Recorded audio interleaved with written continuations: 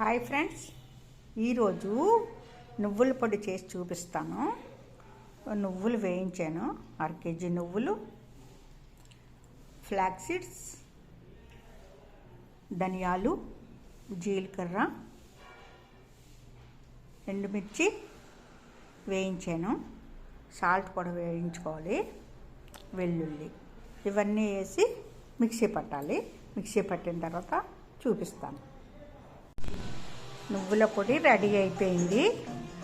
నెయ్యి వేసుకొని తింటే రుచి చాలా అమోఘంగా ఉంటుంది, చాలా బాగుంటుంది.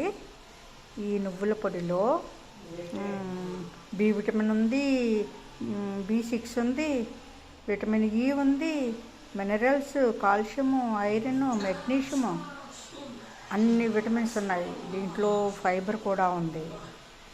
ఇది మన బాడీకి చాలా అవసరం, స్కిన్కి కూడా చాలా అవసరం.